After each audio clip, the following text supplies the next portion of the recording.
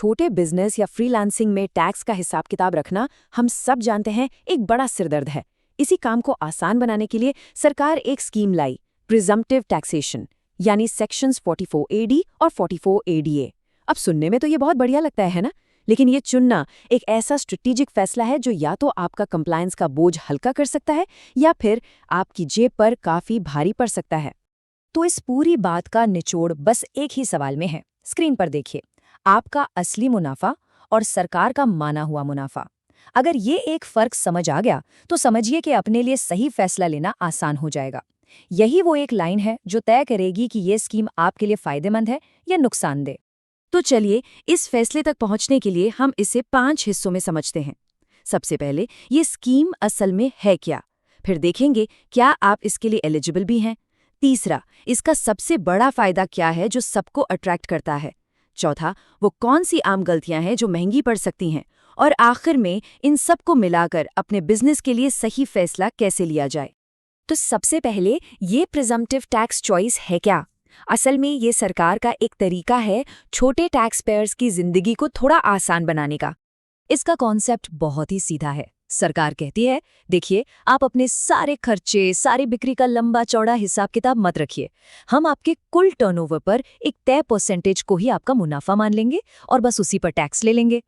और बस यही इस पूरे खेल का सबसे जरूरी नियम है। टैक्स आपके एक्चुअल यानी असली प्रॉफिट पर नहीं, बल्कि इस अज्यूम्ड यानी माने हुए प्रॉफिट पर लगता है। सारी मुश्किल कैलकुलेशंस की जगह बस एक सिंपल सा परसेंटेज। तो ठीक है, अब फैसला लेने का सबसे पहला कदम, एलिजिबिलिटी। क्या आप ये स्कीम इस्तेमाल भी कर सकते हैं या नहीं, पहले ये जानना जरूरी है। इसके लिए दो मेन रास्ते हैं, सेक्शन 44AD और 44ADA। अगर कोई छोटा बिजनेस है जिसका टर्नओवर 2 करोड़ तक है तो वो 44AD के दायरे में आता है। और अगर कोई स्पेसिफाइड प्रोफेशनल है जैसे डॉक्टर, वकील, कंसल्टेंट और उनकी ग्रॉस रिसीट्स 50 लाख तक है तो उनके लिए 44ADA है।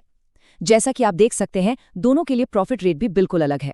सेक्शन 44AD में सरकार आपके टर्नओवर का 8% प्रॉफिट मानती है, लेकिन यहाँ एक छोटा सा ट्विस्ट है। अगर पैसा डिजिटल तरीके से आया है जैसे UPI या बैंक ट्रांसफर, तो प्रॉफिट सिर्फ 6% ही माना जाएगा। ये सरकार की तरफ से डिजिटल पेमेंट्स को एक तरह का बढ़ावा है। और प्रोफेशनल्स के लिए 44ADA में तो मामला और भी सीधा है, फ्लैट 50%। इसका मतलब समझिए, अगर एक कंसल्टेंट ने साल में 30 लाख रुपए कमाए तो टैक्स अथॉरिटीज के लिए उनका टैक्सेबल प्रॉफिट सीधा 15 लाख रुपए है। अब उनके असली खर्चे कम थे या ज्यादा, इससे कोई फर्क नहीं पड़ता। तो फिर सवाल उठता है कि ये स्कीम इतनी पॉपुलर क्यों है? क्योंकि ये वादा करती है सिंप्लिसिटी का, यानी सरलता और आसानी का। और ये वादा 3 तरह से पूरा होता है। पहला, आपको डिटेल्ड अकाउंट्स मेंटेन करने के झंझट से छुटकारा मिल जाता है। दूसरा, ज्यादातर मामलों में टैक्स ऑडिट से भी छूट मिल जाती है। और तीसरा, टैक्स कंप्लायंस बहुत ही सीधा और आसान हो जाता है। कुल मिलाकर कम कागजी कार्यवाही और ज्यादा दिमागी सुकून। लेकिन जैसा हर अच्छी चीज के साथ होता है, यहाँ भी एक कैच है। इस आसानी की एक छिपी हुई कीमत चुकानी पड़ सकती है, और वो कीमत है जरूरत से ज्यादा टैक्स। क्योंकि कई बार इसी सरलता की तलाश में लोग जितना टैक्स बनता है उससे कहीं ज्यादा दे बैठते हैं। इस स्कीम का जो सबसे बड़ा फायदा है, यानी अज्यूम्ड प्रॉफिट, वही इसका सबसे बड़ा रिस्क भी बन सकता है। ये रिस्क असलियत में बदल जाता है इन 4 आम गलतियों की वजह से। पहली, अगर कोई बिजनेस लो मार्जिन पर काम करता है, मान लीजिए 3-4% पर, तो वो 8% पर टैक्स क्यों देगा? ये तो सीधा नुकसान है। दूसरी, अगर आपके असली बिजनेस खर्चे ज्यादा हैं तो आप उन्हें क्लेम ही नहीं कर पाएंगे। और बाकी 2 गलतियां हैं, एलिजिबिलिटी को ठीक से समझे बिना इसे अपना लेना, या फिर बार बार स्कीम से अंदर बाहर होना, जिसके अपने अलग नियम हैं। तो अब आते हैं सबसे जरूरी सवाल पर, आखिर करना क्या चाहिए? ये फैसला लेने के लिए चलिए एक बिल्कुल साफ फ्रेमवर्क देखते हैं। स्क्रीन पर देखिए, ये है आपकी डिसीजन चेकलिस्ट।